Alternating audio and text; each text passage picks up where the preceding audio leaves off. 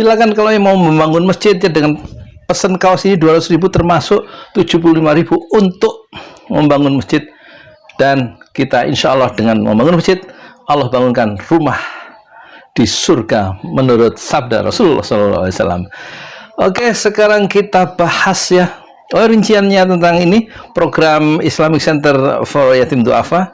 Kecuali Islamic Center for Yatim Du'afa ada di deskripsi ini ya. Sekarang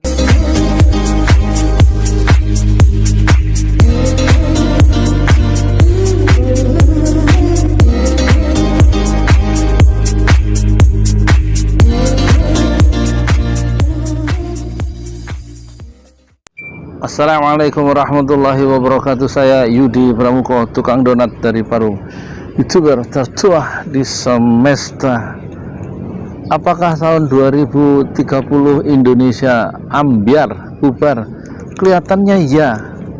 Kalau kita melihat ini ya, perkembangan sekarang menurut kacamata para pemikir-pemikir yang masih tersisa di Indonesia ya.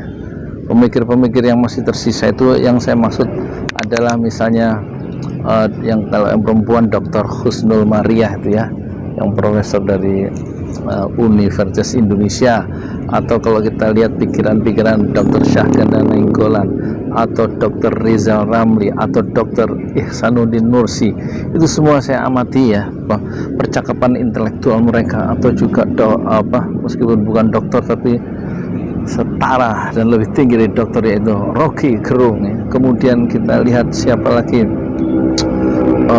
pemikir-pemikir yang masih jernih dan melihat dari ketinggian di puncak gunung ya, sehingga bisa melihat horizon di kejauhan dan kemana arah dari kelok sungai di tepi hutan itu akan bermuara, dan kemana kapal Indonesia akan bermuara atau menabrak karang ya. Dia tahu ya, dia tahu. Atau kita perhatikan percik-percik intelektual dari Profesor Dr.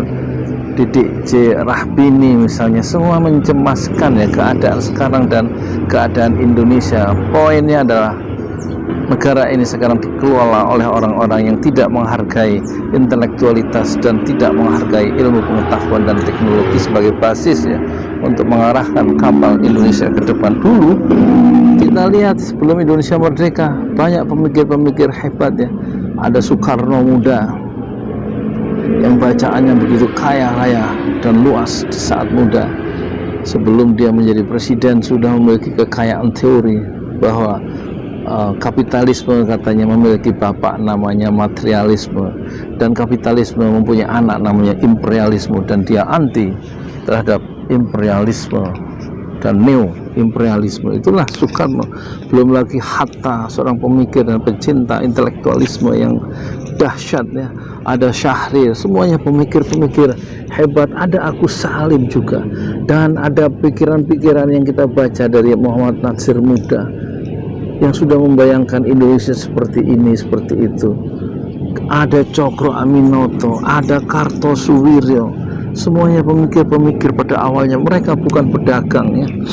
Nah, kita lihat masyarakat kita yang terbelah ya, simbolisasinya adalah cebong dan kampret, dan tidak selesai itu, dan saling menghujat.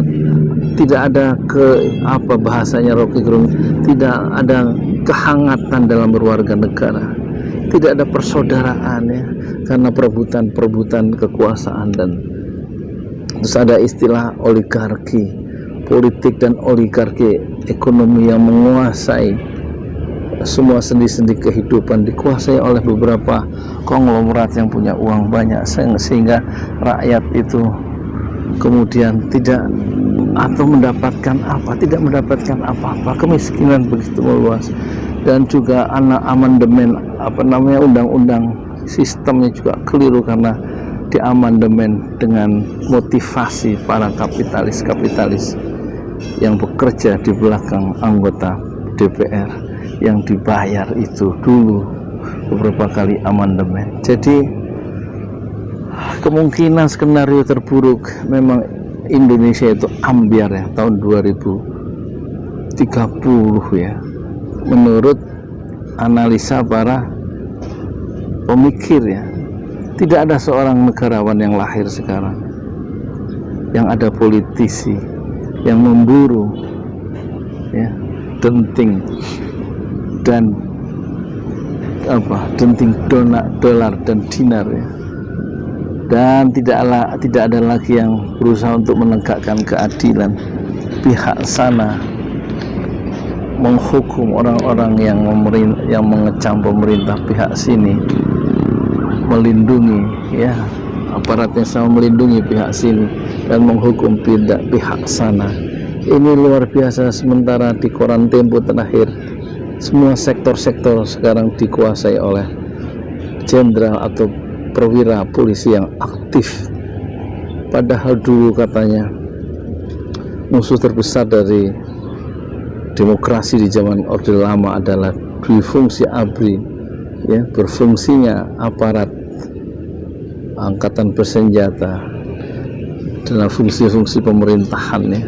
Dan sekarang bahaya yang dulu diinyahkan dengan memisahkan Polri dan TNI itu kembali diulang dengan cara semacam melakukan difungsi kembali ya, dengan mengaktifkan perwira aktif polisi di sektor-sektor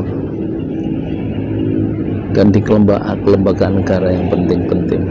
Jadi inilah potret yang mencemaskan ya kaum intelektual yang masih berpikir merdeka, sebagaimana yang sudah saya singgung tadi, tokoh-tokohnya ya, yang masih mampu melakukan refleksi secara mencerahkan dan mencemaskan keadaan masa depan Indonesia yang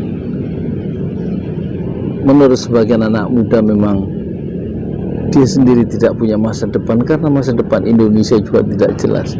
Kalau saya punya proposal, sebaiknya kita kembali mengurusi dan membentuk serta merawat masa depan keluarga masing-masing yang juga diporak-porandakan ya, bukan hanya oleh ponsel yang sudah memisahkan anggota keluarga, tapi ya, keluarga kita juga diporak-porandakan oleh kemiskinan yang makin mendalam.